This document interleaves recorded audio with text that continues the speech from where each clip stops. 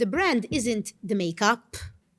The brand is what we stand for. I mean, 5 of my staff got, or 4 got Lucy tattooed on their hand. Pete, I wasn't part of this. I was going to die. No. Was there promotion involved? When they showed me, I was going to die. Then obviously there were things that we worked on a lot. So we make sure that we keep everybody very well communicated. And that's the biggest challenge. So what's your secret to getting it right? It's easy to talk about it. Yeah. Welcome back to another episode of the UnbrandMe podcast, the bandwagon podcast that unpacks the lives and stories of entrepreneurs, brand builders to understand how their personal and professional journeys align. As we say at Brandwagon, better people make better brands and better brands make a better world. From the very first time I met you, you were a ball of energy. And I knew straight away when you started speaking about the brand that you created, that you had to be on the show. Welcome to the show, Claire. You're a mother, a wife, a daughter, a twin sister, and the founder of Lucy's Makeup Store. You're a director of Frank Stores Group, where you started working at the age of 12. That's probably illegal, but maybe too late now we said it. Claire, who do you say you are? Hi, Pete. Thank you for having me.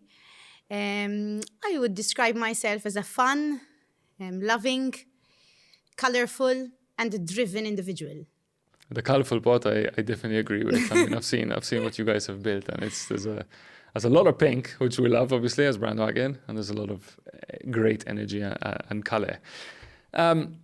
You grew up in a family business, so clearly that has had a huge effect on you from day one.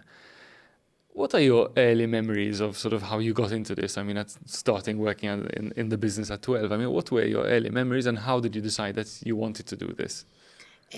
My journey started, I think, Pete, from when I was in my mother's belly. So we used to live in a block of flats where the Frank stores were downstairs and we lived upstairs. Okay. So I was born in Vgura in that block of flats. And from a very early age, we used to go work in the store, work in inverted commas. I think disturb them more than anything. But anyway, we used to love being there. So I always looked at working in the company as something fun at that age. So we started off in the stores. And then my parents used to go to our Slima store, our Plaza store every Saturday night. We used to go with them. I used to always be behind the cash, pressing buttons. So I was born into this without even knowing. Yeah. Since I started working so early. So my father or my mother never pressured me to work in the business. Okay. It was something that I always loved. And I was very lucky. I was born in a beautiful industry, you know. Absolutely. If I had to be born in an industry of cars, which I don't understand anything about, I don't think I would carry this passion. So, and then my journey started off at the age of 12, where I started working part-time. From 12 onwards, I never had summer holidays, Christmas holidays, or Easter holidays. It's quite Yes. Quite a tough one, no? But I used to enjoy it. So I started working on the shop floor. I had some amazing people training me who still work with us till this day. They are my role models. I couldn't have done it without them. And they weren't people that only taught me anything about work, Pete. They were people that genuinely cared, which is very, very important, you know? And very rare nowadays, I Very think, rare. And some of them are like my older sisters, you know, who even when I'm about to make a mistake at work, they come up to me in a very easy way and get me back in line. Yeah. Which is what you need. And that's interesting because obviously it is a family business, no? There's your aunt and your dad who really kicked it off and Yes. took it to the next level. Yes. And yet, you know, you've got outsiders who you're working with. How is it working within a family business, but also being exposed to so much other talent as well? I'm a firm believer in this. I mean, nowadays it's only my family, me, my brother, my father, and my mother who are in the business. Okay. But our companies are run by outsiders. I think it's all about finding the right person. So our general managers, we've got, apart from Franks and Lucy, which are the main companies that everybody sees, we've also got 2 distribution companies who are also run by outsiders. Okay. But many of the people that run our company have started, look, they know me at 7 years old, 8 years old. So they would know the company inside out. We have a very open relationship, which is very important. And I think if you have that, And if they have the passion like we do, Pete, it's magic, really, because you need people that see things other than the company, than the family does. We always had a rule. So I come from a very, very disciplined background. I'll get into that. I'm very thankful for it, and I would like to grow my children up the same way I was brought up, because it's thanks to that, it's where I am today. But if you're capable, you'll move up. If you're not, you can't move up. The company always comes first. It's not you who comes first, it's the company. Okay. And that discipline has obviously been taught to you by your parents. By my parents. Tell us a bit about this discipline. I'm very intrigued. Yes. Whoever worked with my family can relate. So I have my mother, just to give everybody a bit of a background. My mother is, she comes from a very artistic family. She's the creative side of the business. That explains a lot. Yes. And she always pushed me and my brother to really understand what we want before we get into anything, and to really focus on our creative side, Pete. Okay. In every meaning, not only creative, artistic, in every meaning. Then we have my father. My father was also born and bred in the business. In the business, no? Yes. For those who don't know, Frank's has been around since 1893. Yes. I was reading about it this morning. 130 years. Andrew and I are the 5th generation of the business. Wow. And I always knew what working with my father would be like, but I never thought he'd take certain actions. And at the age, so I started working at the age of 19. I feel there's a good story coming. Yes, there is. At the age of 19, I decided that I don't want to continue school. Okay, right? Fair enough. My father used to push us a lot for this, to continue school, but I got to a stage where I said, I know what I want. I always know what I want, Pete. I'm that kind of person. So I said, you know what? It's my time to move into the business and slowly start taking over. We both started from the bottom, Andrew and myself. So at this time, I was working in our Valletta store, Energy, which is still there till today. And it was my rebellious age, you know, nothing out of this world, but going to work late, going to work with a dirty uniform. And at that time, Paula, who still works with me, used to cover up a lot for me. She used to take my uniform, wash it at home, get it the next day. Wow. Anyway, and... Thank God for Paula. Yes. And then, one fine day, you know, my dad gave me a warning. He told me, Claire, I won't be warning you again. You can't be doing these things. It's going to be the last time. If you do it again, you're out. And what did I do? I did it again. Pushed the wrong button. Exactly. And it was a very, very simple phone call. He called me on the work landline. And he told me, get out now. He told me, when you grow up, you come back. But you only have one chance. He said, so go figure out what you're going to do. Once you're done, you come back. How did that feel? Imagine at 19. I had to first tell the staff on shift. My mother was abroad at the time. I packed my bags and I left. I remember I called my mom crying in Republic Street. I told her, I don't know what I'm going to do. And then I called my best friend, Emma, at that time. I told her, I don't know how I'm going to tell you, but my dad fired me out of the family business. Anyway, to cut story short, then I went to, I don't know if you know Margalia Patch? Yes. At that time, you remember Stella's in Plaza. Yeah. It was like a super hot coffee shop, you know. I started working there. And I remember my dad had spoken to Mark and he told him, Mark, take her under your wing. And whoever worked with Mark knows, I mean, okay, my dad takes no shit, but Mark is on another level. So Mark was super disciplined, Mark and Ruth. But I had a huge amount of respect for them, Pete. I ended up loving this job. Of course. So I used to go at 7 in the morning till 9 in the evening. And with Mark, there's no, you're a woman, you can't carry a fridge. We need to carry a fridge. Let's go. You know? But Mark, I worked over 40 hours. It's okay. Let's work. But I used to love it. Yeah. So I worked there. It was a bit ek for me because I was serving coffee to the staff of Frank's downstairs, you know. A bit. So you have to eat a bit of humble pie. Yes, a lot. And then after a year and a half working in catering, it was my time. I said, okay, it's time to go back, you know. And I remember I had spoken to my dad. I had met. And I told him, I'm ready to come back. And he told me again, Claire, this is your last chance. If you ruin it, you're out for good. And from that day, Pete, I swear, I'm 36 now, this was 2021. I never went late to a meeting. I never went with dirty attire, which caused a lot of pressure on me. You know, it was a lot of pressure, but it's what was needed at the time. It was a big lesson for sure. It was a very big part of my success nowadays. Do you ever chat with your dad about that moment? Oh, a lot. He's really happy about it. He tells everyone about it, I'm sure. Sure it does. So many people hearing this podcast are going to know this story. I think kudos to your dad, you know, because I think so many people should be doing that, and sometimes we don't step in to take these tough decisions which need to be taken. No, it's the hard thing about the hard things. Yes, I was lucky, Pete, because when I went back in then, so I started working as a salesperson. I had to start from scratch, Okay. So then it was back in the shop, and then I moved on to being a manager, a shop manager, and then I moved to the office. But I found the perfect role model for me. She was the Frank's general manager, Ingrid. She's my operations manager. Okay.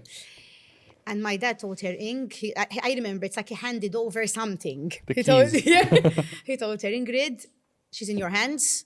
If you don't manage, I don't know who's going to manage with this person, you know?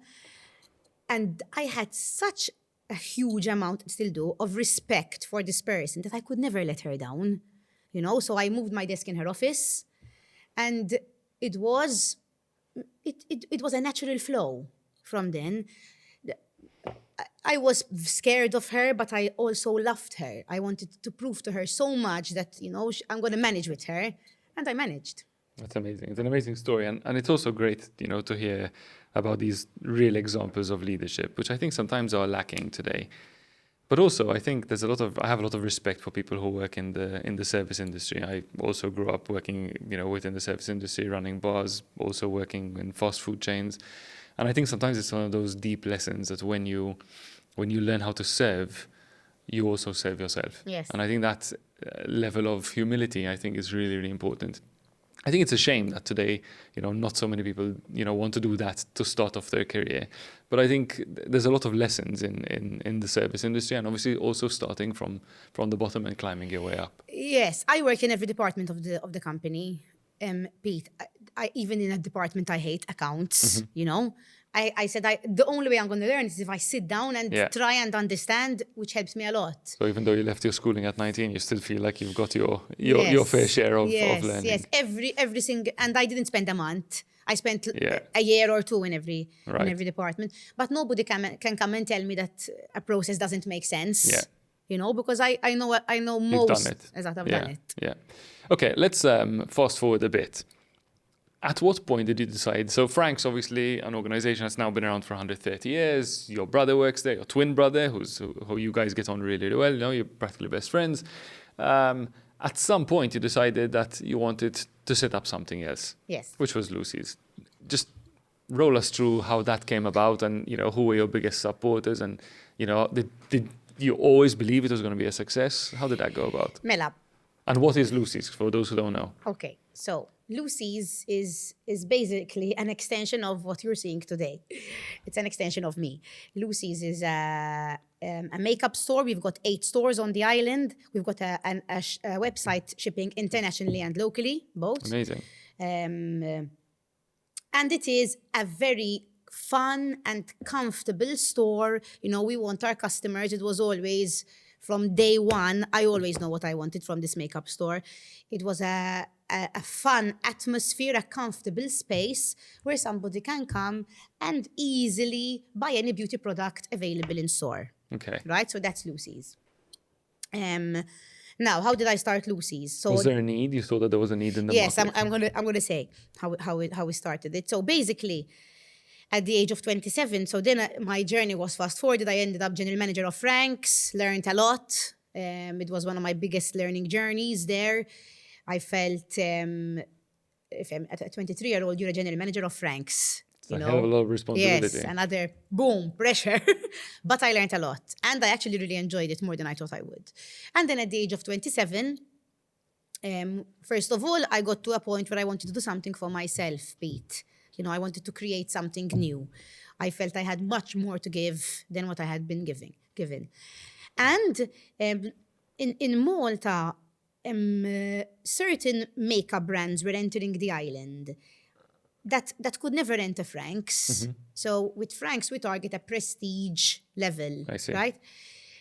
We couldn't ruin the brand by getting these makeup brands in there. So we were saying, how are we going to manage to kind of overcome this obstacle?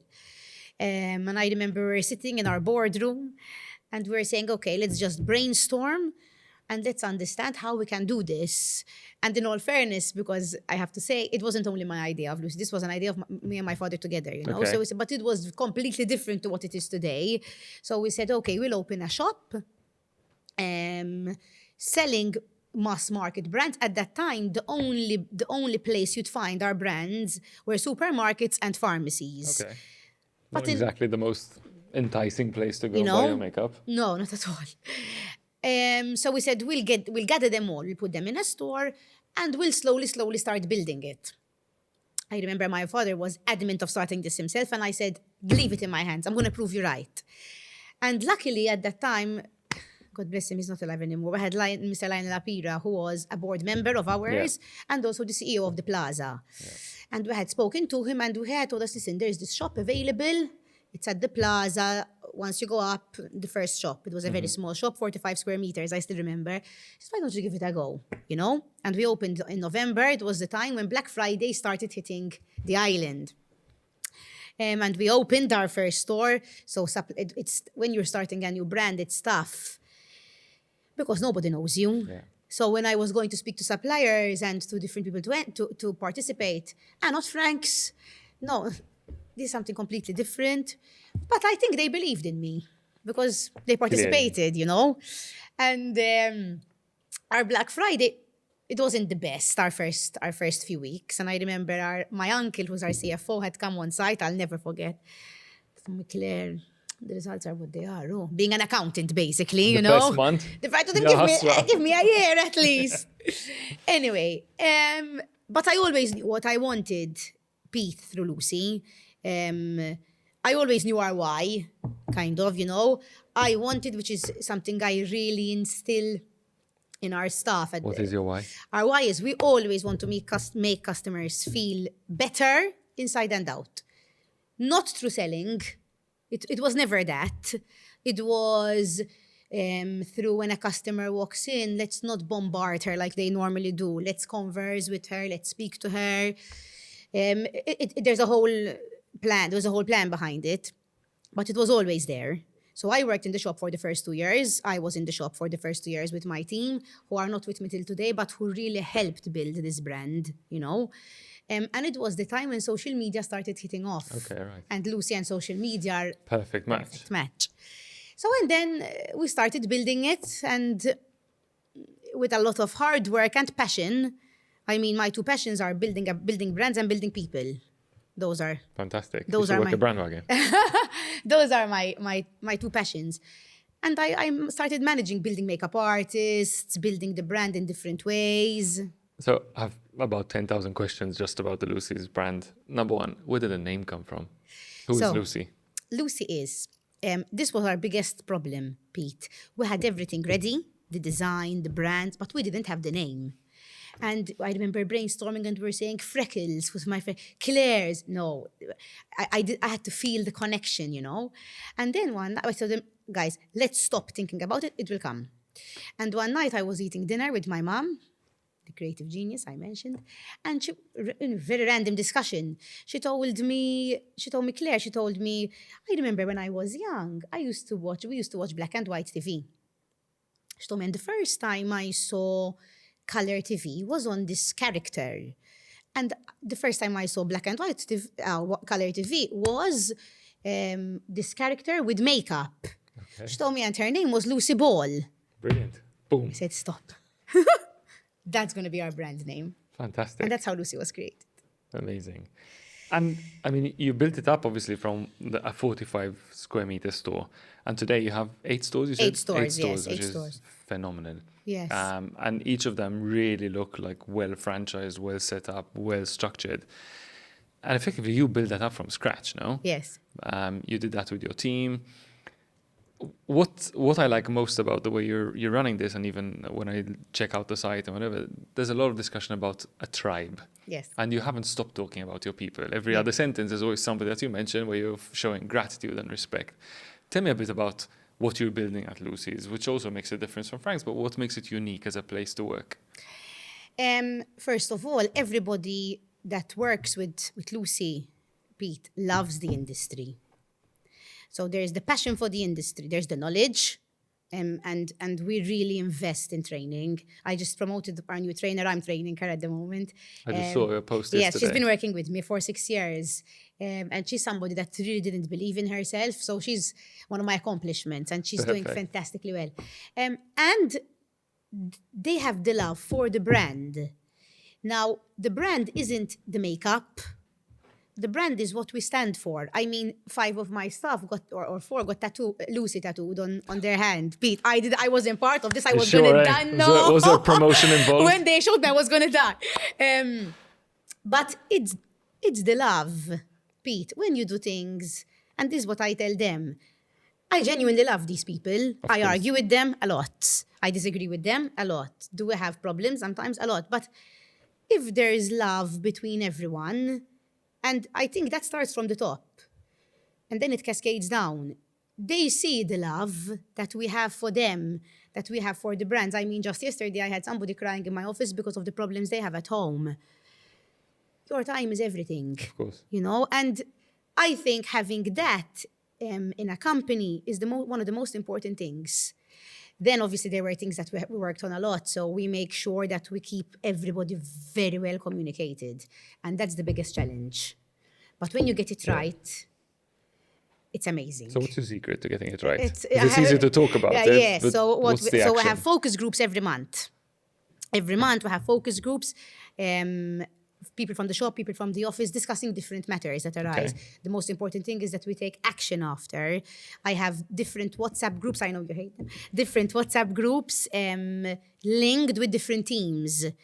Now, I'm not general manager anymore. Paula is. So she's present. She's not all the time talking in them, but she's there, you know.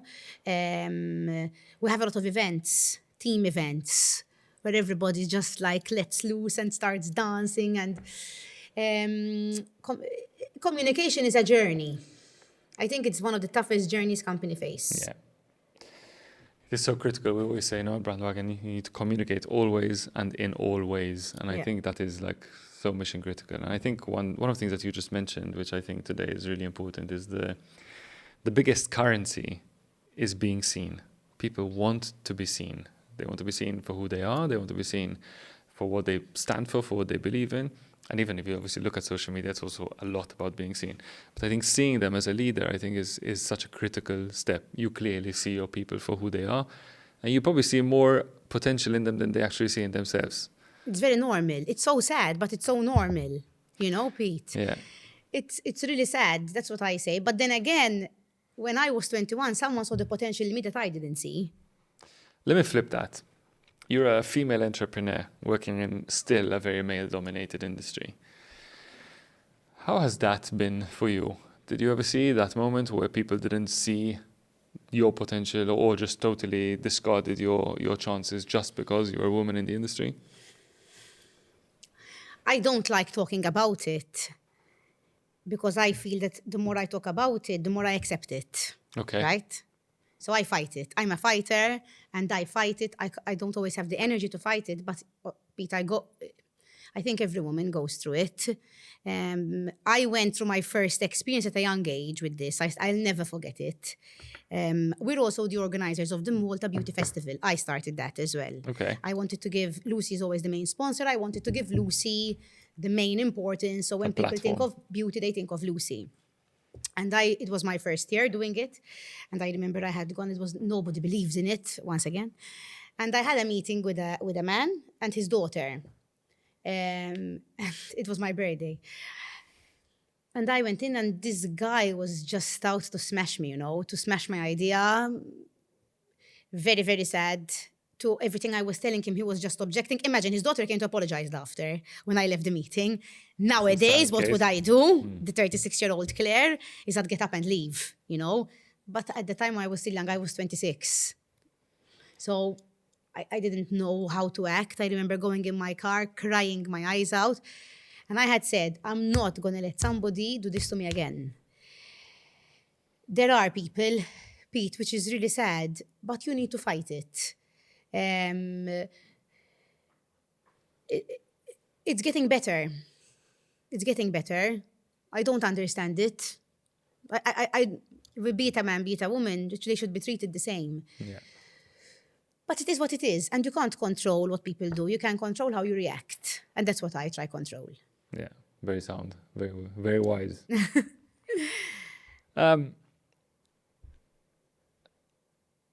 You've obviously, Frank's as a store has built a huge legacy, and Lucy is also building a huge legacy, yet the business is still fairly young.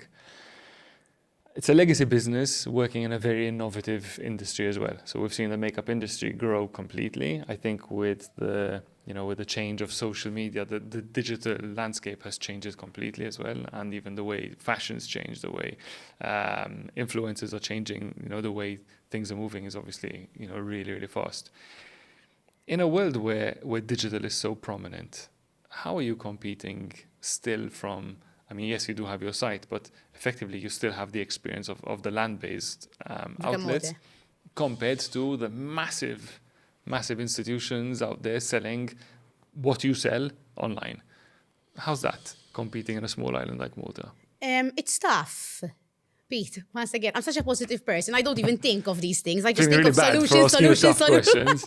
No, but look, so there are quite a few subjects to talk about this. So the first one is a lot of our clients tell us, why don't you get this brand, Rio de Janeiro?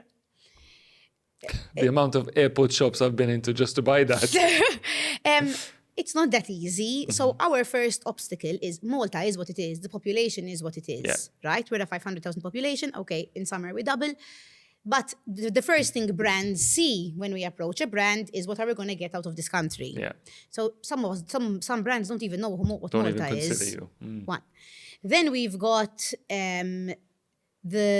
the competition of international online versus Malta international. Online is a very big challenge in Malta. First of all, people love shop experience. Guilty, I'm one of them. So I love going through the experience of the shop. There are also the offers. An online shop? Online. You're an online. No. I'm a brick and mortar. You're brick and mortar. Yes. Okay. But going back to online, a very big challenge is the offers that these offer that are very hard for us. Why? They have the volumes that we don't. Yeah. Also, Malta is very small, so you can just go get in your car in 5 minutes. You're somewhere. In London, you're not going to do that, so buying online is much easier. It's faster. And I think in COVID, we witnessed a huge spike online, obviously. But speaking to other people in business as well, I think Malta is now witnessing a time where online is being pushed aside and people prefer the in-store experience. The experience. Yes. Mm-hmm. Which obviously comes back to making sure that your people are really trained and making people feel great about themselves, no? And they have to know everything, Pete. How do you keep up? How do you know everything? Within this industry? Yes, it's tough. It's tough. It's continuous training. Luckily, they love what they do. Yeah. So you're continuously, and our products are very exposed online. They're very easily accessible, so you can just go online and read about them. Mm-hmm. But apart from the product side, it's the experience, you know. I've been to shops that I know more about their brand than they do, but the experience is so amazing that I keep on going, and having the conversation. Having a conversation, leaving the shop feeling amazing. That's what I tell my team. Anyone that walks in our shop needs to leave the shop feeling amazing. Whether you complimented them, whether you spoke to their dog, whether you spoke to their kid, it doesn't matter. Do it in your own way, but experience is everything. And that's one thing that online you don't have. So I tested this principle because I obviously, I love, researching our guests and asking them. And every single person I asked, I said, have you heard of Lucy's Makeup Store? Yes, of course. Have you been there? Yeah. Have you bought anything? Yeah. How was the experience? The people are really good. So big kudos to you, because it's not very hard for it's easy to say it. It's not easy to deliver it. And that's anyone from 17-year-olds up to a 29-year-old. Thank you, Pete. It means a lot. Well done. It means a lot to me. As you can see, I haven't experienced much of your brand, at least I'm not planning to either yet, but I feel really engaged to actually come in. Coming back to the training and coming back to the selection of people, because I think there's a big issue with that. Where are you finding all these amazing people? And how are you training them? Because we talked about the training, but what is it that you train them in? No, recruitment is very challenging, Pete, in every sector in Malta. I think it's one of the biggest challenges we face. I'm not somebody that likes talking about challenges. I'm into solutions, not challenges, but it is what it is. And what is the issue about that? People don't want to work that Maltese don't want to work in retail. You're not finding the availability? I think first of all, and I understand them, so we really work hard at this. When you work in retail, when you work in a shop at the office, when you work in the shops, the hours are what they are. Yeah. You know, it's not like I can tell you, listen, I work Wednesday and Thursday from home. In the office, I can't do that, but in the shop, it is what it is. You know, I need you on the floor showing your expertise to our clients. So I think the work-life balance is a bit difficult, especially nowadays, with everything that's happening. I also think in retail, there isn't an institute, let's call it that way, as to where you can really build your career. So the equivalent of the Institute of Tourism Studies, but the Institute of Retail Studies. Exactly. So even the ladder as to where you can grow is limited. Yeah. You know, so okay, you start off as a salesperson, you grow into an assistant manager, into a shop manager. Your next step is moving on to a bit more of a higher role, so marketing, purchasing. But how many of my people leave from that role that can be replaced? So I think that is a very big challenge with recruitment. Then again, we work with Maltese. We have quite a big Maltese community working with us, thank God. And we also work young and old and mature. But we also work with foreigners. I love working with foreigners. I love working with every foreigner. I get to know about their country. They share their experiences. So at the moment, we have quite a few Colombians, Brazilians. I love their energy. You know, when they're in the shop, you learn a lot from them as well. You know? And I think in your industry, having this diversity, I think is not only nice, it's also essential. No? Especially if you look at the makeup of the Maltese population today. We're not, just entirely Maltese. And that's great, to see this melting pot of cultures all in one location. And they love Malta. Pete, they're so passionate about Malta. What do you think what is it they love most? I asked them this, because I travel, so I've been to Peru, Thailand, and I asked them, I tell them, but what brings you to Malta? It's the comfort, and it's the people, obviously, and the landscape, the beaches, but they mention people a lot, They say, the people are so nice here, we come, we won't be sure if we'll go back again, and we stay here, which is beautiful to hear. Absolutely.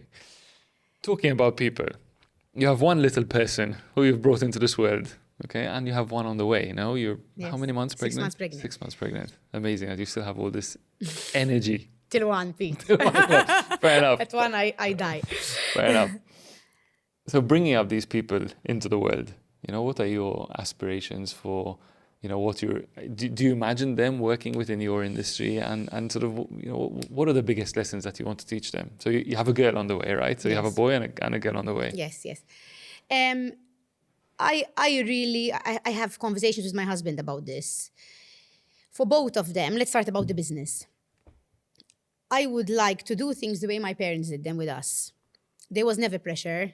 I went to a school that I love, and I'll be sending my son there, that really encouraged maximizing your creativity in every way. I'm a strong believer in that, because I think that really gets you to places. And I think naturally people really limit that. So with Max and with my daughter on the way, I would never want to pressure them. So I will slowly start showing them how the business works and anything. I'll start taking them with me to the shop, but never pressure. They are free to do what they want. Pete, even one of them has interests and is capable, very important. You learned your lesson. Yes, and I one thing I think about is I wouldn't want to train them myself. Yeah. So I want my brother to train them, for example. So there definitely won't be any conflict of interest, from that end. Well, you're talking about creativity, obviously. You come from a branding agency, so creativity is a massive thing. But, when we talk to anyone about, the next gen, about where future is going, and especially with, with AI coming into, to have such a huge impact on where the world is going, critical thinking and creativity are two of the most essential skills, as well as empathy, which obviously that can never be replicated within a machine. So I think that's interesting. What else? And what was the other question? So that's in relation to... So would you see them coming into the business, which you said? And I would really push them. Pete, I witnessed this a lot. People give up so easily nowadays. Why? There's a challenge, they don't manage, they give up. They move job. Why do you think they're giving up? Is it because there's more opportunities, because maybe from there, I don't know, I was taught to never give up, to keep on fighting, but I'm a fighter de natura. I want to grow, I want to really instill that in my children, to keep on fighting until you manage. Do you think that social media, with its all perfect image of the world, is making people feel that, they can't afford to fail, so they rather not try? There's that as well. But I see it, and I think they take the lazy way out as well, Pete, I can be wrong. This from my experience, from what I see from people that work with me. I've had some amazing people who I really push to grow, and I know they can grow, and I see the difference in the generation. So I work with an older generation who have been with us, who these people are, they won't believe in themselves, but they push and they manage. Yes. Some not all, but some younger ones just give up very easily. I think it's also linked to them maybe not knowing what they want.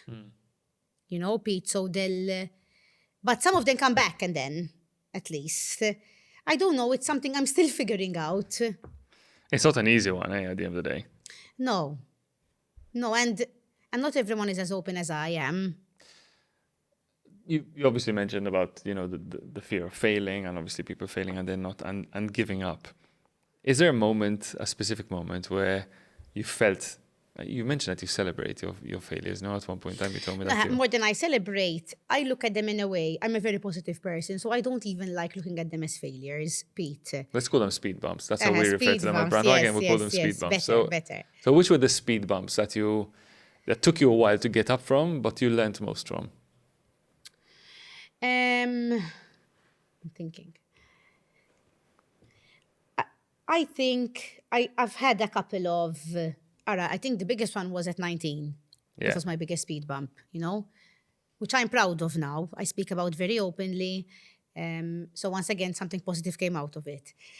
I think one of my speed bumps where I learned what mindset is about, Pete, and when I organized the second festival, it's a huge event nowadays. So we target our next one's in May. Some of the reels online. So our target is 4,000 people in a day this year. Wow.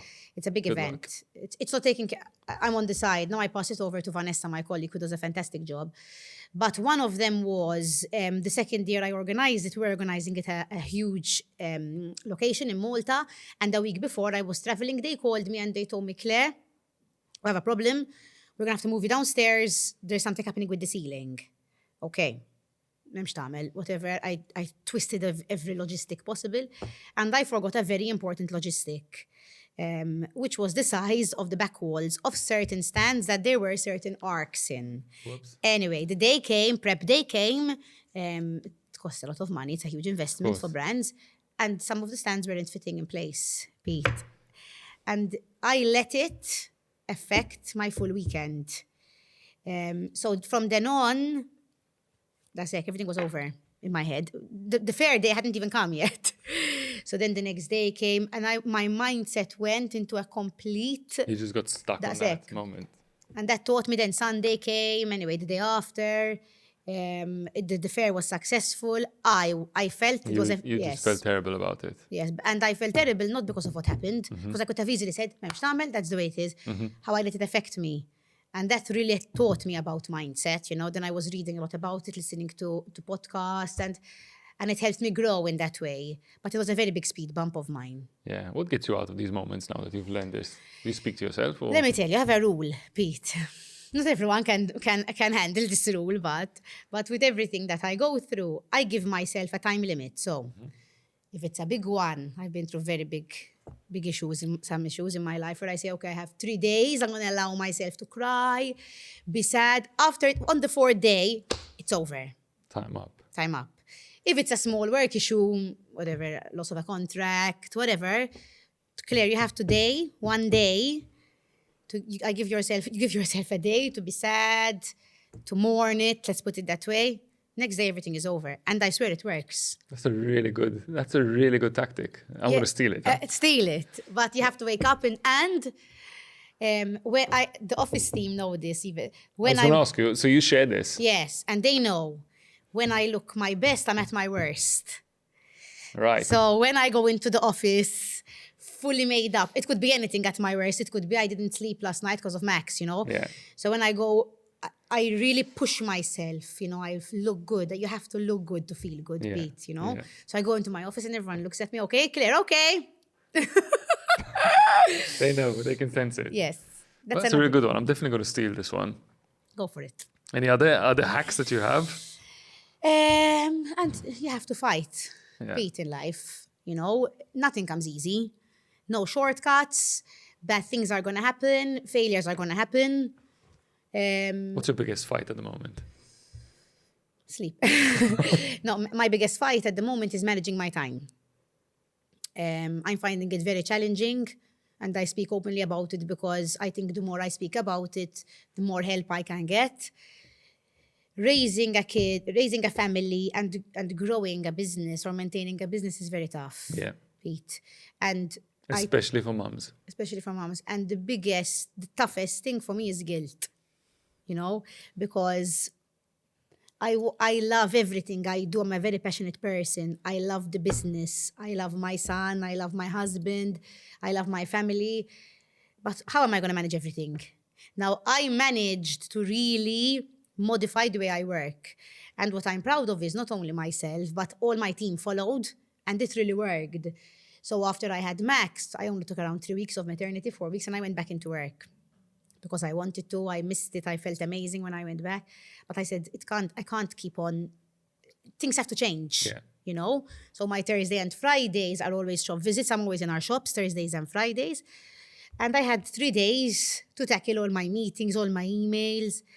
And I managed to modify that. Monday, Tuesdays are 1-hour meetings with my team. Wednesday is email day. Okay. Unless then I see my emails through my phone. And from that, my team works that way, my brother works that way, and it's perfect.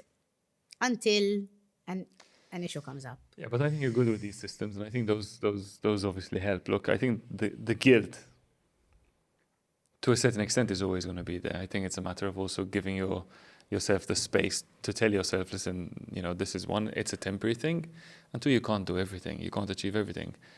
I'm really impressed by the amount of systems that you've put in place around. I love this. These 2 and days women and are known for it as well. I think it's amazing. And another thing, I grew up, Pete, with a lot of people in our company, in our office. I've seen them work their system out, and I remember saying, Madonna, how can they be so organized? Like everything is to the least minute. Pick up him, then do this, then do. You have to be that way. I'm an organizational freak. You have to be that way. Especially the older you grow and you want to try do everything and fit in sports, family. If you don't have that, you won't manage. Yeah. And it comes back to that discipline that we were talking about before. Which I love. I love discipline. I think it's something that can really grow a person. So beyond the beauty festival, beyond Lucy's, beyond Frank's, beyond the family, what does Claire do when she's not doing all these things? I have quite a big friend community. Pete, I love my friends, and I love them for really bringing out a different Claire, So at work, in fact, they tell me, when we see you at work, you're a completely different person to how you are with us. But there's always going to be that layer of similarities. So the hyper, the fun, that's always there. I can't change that. But then with my friends, it's just relaxing, and just taking things as they come. So I love meeting my friends. I used to run before I got pregnant. So not the running you. So you're all runners, you guys? Yeah, not the running you do, Pete. So it's 5Ks, 10Ks, maximum Brilliant. 15Ks. I used to love them, and my husband is very into sports, so he really used to inspire me. But now it's more, I'm very into nature, so I love going and just getting lost in nature, Fantastic. I love podcasts. I like reading. I don't have 1 second still. You don't, eh? You don't really sit still, do And you? when I do, I go crazy. So I always try to find ways of filling in my time. That's amazing. If you had to look back at 18-year-old Claire and speak to her, I wish. what would you tell her? I wish, Pete. In fact, whoever follows me on Instagram or LinkedIn or Facebook, I write this quite often. I would just tell her to be herself, you know? And so many, Yasra, I was really told this at that age. Since I stopped studying, I always thought I wouldn't manage, you know? And I was quite a confident person. I went to masquerade for the first 9 years of my life. Okay. That gave me a lot of confidence. And it's what I want my kids to go through as well. But I never thought I would manage, I have to say. So I wish I can go back and tell her, you're going to manage no matter what happens. Believe in yourself and be yourself. So what you see is what you get. Today, what you're seeing is this is Claire. Yeah. You know? But when you're young, managing a company, you don't think that, Pete. You think you have to be someone else. Mm-hmm. You know? And I'm sure I'm not the only person that went through this. I think to a certain extent, I think we also need to start, sometimes we try and create this model of who we are and become that person as well. And sometimes in creating this mold in our mind, we then step into those shoes as well. If I look back at, you know, when I was 26 and I started BrandWagon, I would definitely never be wearing black t-shirts. I was always trying to put on shirts and jackets to try and look at least 36 because the people I was hanging out with are always much older than me. In time, you settle into, you know, what's important and who you really are. But you also have built enough, you know, confidence and consistency amongst the people who know you to start to trust you. Yes. And I think there is that level. You know, as we're younger, we try and look older. And as the older we get, we start trying to look a bit younger than that. And life teaches you as well. A lot. Yeah, absolutely. It's the biggest teacher, no? Sometimes with a slap in the face, sometimes with the successes. And you learn. Like I'm at a stage in my life right now, Pete, where you just take whatever comes your way. You challenge yourself. Yes, me being here today is a huge challenge. You mentioned that. Stepping out of my comfort zone. You're doing really well. Thank you. And it's very important to do that. So I say, at least I want to do 5 things in a year that I step out of my comfort zone, you know? So this is your first or your second? My first. I'd love to know what's next. My first. I don't even know what's next. I also... which is something that I didn't when I was younger. I think and I really enforce this on the team. You need to take breaks. People underestimate the power of a break. You need to take breaks. Before it was work, crash. And when you crash, it's not fair on you and it's not fair on your team. Yeah. You know? And so these are all things you learn in life. And you're a big fan of small and frequent breaks? Yes. Small and frequent breaks? Yes, for sure. Important, even if it's 4 days, 3 days. But that sounds like a long one for me. But anyway. No, I really push my team even to take their leave. You need to take your leave. Yeah. But I wasn't like that when I was younger, you know. And these are all things that teach you. When I was younger, I used to always want to always chase something. Let it come to you. Sometimes you need to let it come to you. Where do you see the future of Claire? Over the next, let's say, 10, 15 years? Raising a family. For sure. Stopping at 2? Yes, Pete, stopping at 2. I want to try. Now my next step is obviously really taking the company alongside my brother, who's the best business partner you can have, to a next level. So sometimes we think of growing Lucy abroad. We've been approached before. Amazing. Yes, I've been approached a couple of times for taking Lucy abroad, but I need to be set and prepared for it. I know it's a very big deal. And also doing something to help the world.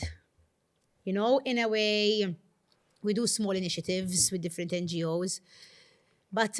What is it that you really care about, that you really want to change in the world? I just want to help people. At the age of 18, 17, I went on a missionary experience, Pete, with my best friend, Pippa. We went to Africa for 5 weeks. Wow, that must have changed your life. Yes, it was part of my journey of growing up.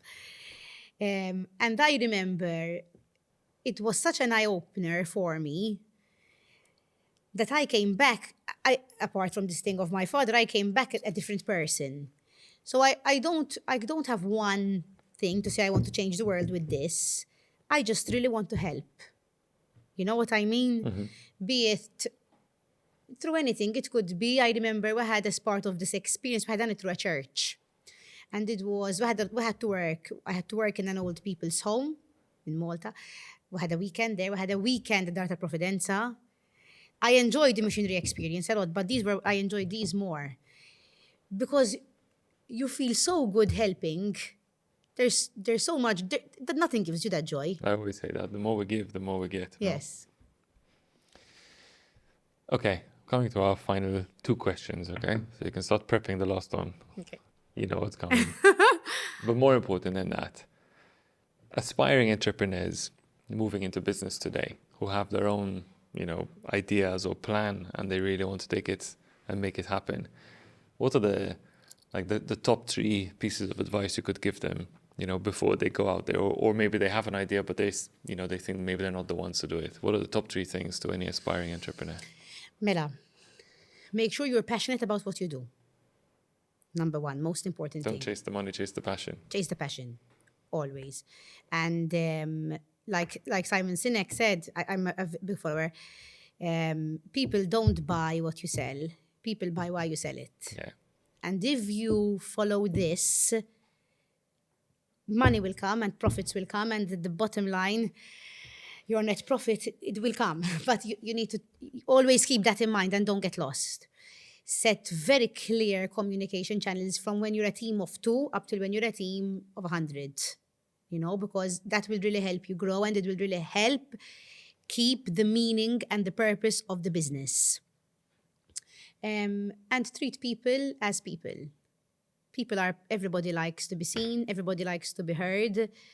Give them your time. There are times where business meetings will have to wait in order for you to be with your people. Be there, be on the floor. I grew up on the floor, and that's where I got to know everything about our business. And apparently it's fun, I enjoy it. But even them seeing you with them, that is where you'll build relationships. That's the advice I would give. Claire, the UnbrandMe podcast has been probably one of the biggest learnings for me, because I get to meet so many different people, share so many different insights. I've learned so much from you today. And you were scared to come on because you didn't know that you didn't think you had an interesting story to tell. So honestly, I'm really grateful for you being here. I've learned so much from you today. Thank you, Peter. The final question. The soundtrack of your extremely colorful, larger-than-life life. I don't even think this band are still together yet. Okay. But it's a Maltese band, Manatapu. They're not Maltese. They were founded in Malta. And it's the song I listen to in the morning. It's the song that gives me energy. I don't know if you've heard of it, Moore Mamour. Yeah, I'm singing it in my brain right now. That is my fighting song. It's what keeps me grounded. When I think of it, it's Claire. It's to be yourself, never to change for people, to fight for what you believe. I think that is what explains my life. It's a good one. That's a really good one. And I think actually the very first Maltese song to be mentioned in the UnbrandMe podcast. So there you go. Sheba Fest. Claire, thank you so much. It's been a real honest pleasure to have you on this episode, 21st episode. Wow. Thank you. Thank you.